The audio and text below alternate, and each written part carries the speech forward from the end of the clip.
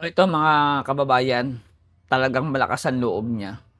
Totoo talaga na siya ay dating vlogger ni Bongbong noong una pa. Pero ang pagkakaalam ko, bago pa mag-eleksyon or ay siya ay umano na, umalis na, nagpalamig na siya. Tamo, kung ano yung sinasabi niya kay Alfred Guzman ng Bayot ng Canada.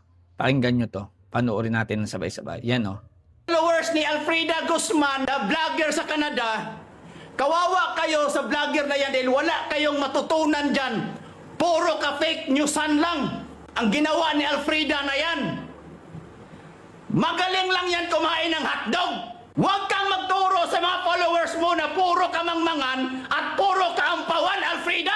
Nawala lang ako ng 3 taon, kayo ang pumalit sa pwesto ko kay BBM. Nanahimik ako ng 3 taon for my safety. Tapos na yon, magpakalat kayo ng Kasi fake ito kung news wala itong sa katotohanan, buong social pwede siyang media. habulin, pwede siyang idemanda. Mahiya kayo sa sarili nyo, Alfreda! Sobra na ang kapikihan nyo dito sa social media. Kaya ako ang maging hadlang sa mga kapikihan nyo. Magpasalamat na lang kami na ang Pulse Asia at saka SWS is independent at walang politika na pinapanigan. Yan ang katotohanan na hindi nyo matatakasan. Kapag hindi pabor sa inyo, gagawa kayo ng kwento na hindi kaya-aya sa mata ng publiko. Peh! Asia. Paano ba namang hindi tataas ang survey ninyo kay Inday Sayad? Bukod sa binayaran kayo, malamang-lamang ang sinusurvey ninyo yung mga tambay. Ang sinusurvey ninyo yung mga nasa lansangan lang. Kung di pala naman kayo mga tangat bobo, natural mga walang trabaho yun, didilis yun. Subukan nyo mag-survey sa mga opisina, subukan nyo mag-survey sa mga establishments na may mga nagtatrabaho, subukan nyo mag-survey sa mga korporasyon, subukan nyo mag-survey sa mga factory, di ba? At nang malaman ninyo, subukan ninyong mag-survey naman ay dun sa mga nagtatrabaho. Ang katangahan ninyo natural, ang sinusurvey ninyo puro didilis. Inday Alfreda, day, bago kita i-tutor, day, matanong muna kita, kumain ka na ba ng hotdog? Mukhang napas mo ka yata. Nagngaw-ngaw ka na naman dyan na puro kapikian at walang laman ang mga pinagsasabi mo. Ano bang natapos mo? Tanong ko lang. Dahil until now, wala kang dinideklarang credential mo. For sure, boy ka lang dyan sa Canada. Nasa farm ka lang nagtrabaho, tagapahid ng tae ng kabayo at baka. For sure. Dahil kung nag-opisina ka, dapat reveal mo. Gaya sa akin, sa Black Up.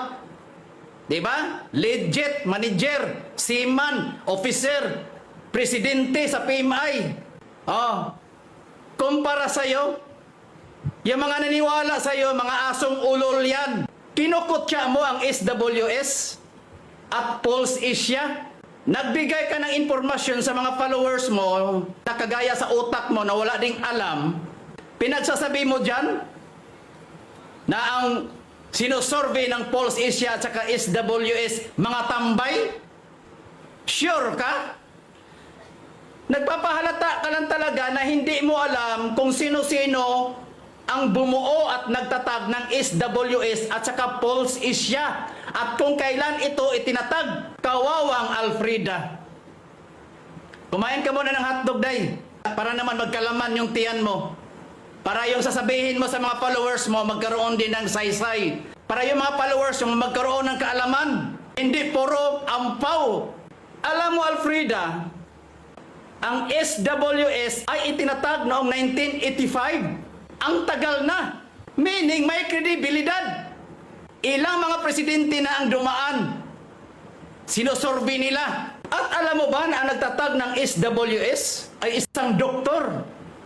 Si Mahar Mangahas. At profesor ng UP. Si Professor Felipe Miranda. At si Professor Felipe Miranda rin ang nagtatag ng Pulse Asia noong 1999. Alfreda, sa sinasabi mo na Nakabulong kailangan pen sa sa opisina isurvey, halata talaga na hindi ka nag-oopisina. Halata na hindi ka nagtatrabaho ng opisina. Sa tingin mo, kapag ang magsusurvey papasok sa opisina, papayagan sila? Working hours yan. Busy ang mga personnel sa opisina. Ultimo nga, pag-ihi, wala silang oras dyan. Yun ba kayang pag-survey sa mga kaopisinahan? Di ba?